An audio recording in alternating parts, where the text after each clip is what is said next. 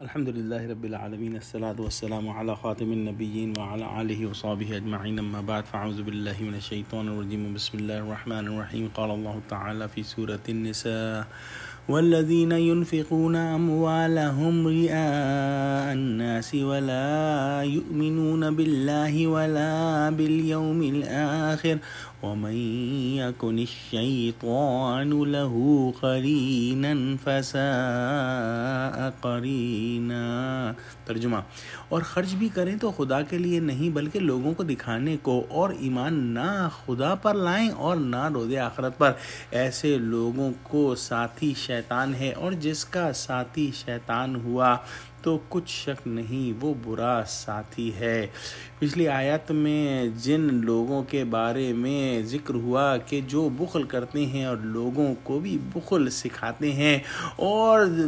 اللہ کی راہ میں خرچ نہیں کرتے اور چھپا چھپا کر رکھتے ہیں، وہ اگر بالفرض خرچ بھی کریں تو ان کی نیت اللہ کی رضا نہیں ہوتی، بلکہ ان کی نیت اس خرچ کرنے سے جو ہے وہ دنیا ہی کا فائدہ ہوتا ہے، اور دنیا کا فائدہ یہ ہوتا ہے کہ وہ چاہتے ہیں کہ لوگ ان کی تعریف کریں کہ یہ شخص بڑا سخی ہے اور بہت کچھ خرچ کر رہا ہے اللہ کے راستے میں۔ اور اگر وہ علم کی بات ہو تو بھی اس کے دماغ میں یہی ہو کہ لوگ میری تعریف کریں کہ میرے اپنے علم سے جو ہے وہ لوگوں کو پڑھا رہا ہوں، سکھا رہا ہوں، بتا رہا ہوں۔ اس کی نیت یہ نہیں ہوتی کہ اللہ راضی ہو جائے۔ اور یہ ریا ایسی بیماری ہے کہ جو ہر قسم کی نیکی کو کھا جاتی ہے۔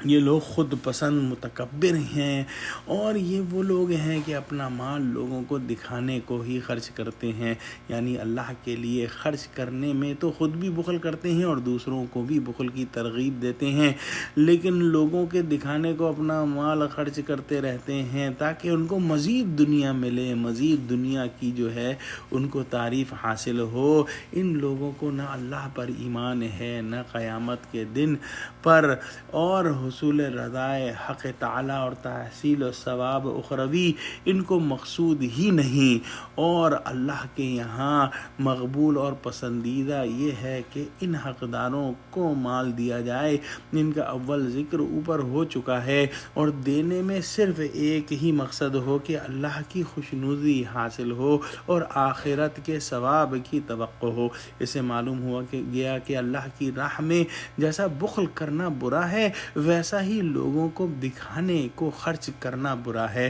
اور ایسا کام وہی کرتے ہیں جن کا رفیق، جن کا ساتھی شیطان ہے، اور ان کو ایسے کاموں پر آمادہ کرتا ہے۔ دعا کرتے ہیں کہ اللہ ہم کو قرآن کا فہم عطا فرما اور ہم کو ایسا انفاق کرنے والا بنا جو اللہ کی رضا کے لیے ہو اور اللہ کی بارگاہ میں مقبول ہو، آمین۔ وآخر دعوانا الحمد للہ رب العالمین، والسلام علیکم ورحمۃ اللہ وبرکاتہ۔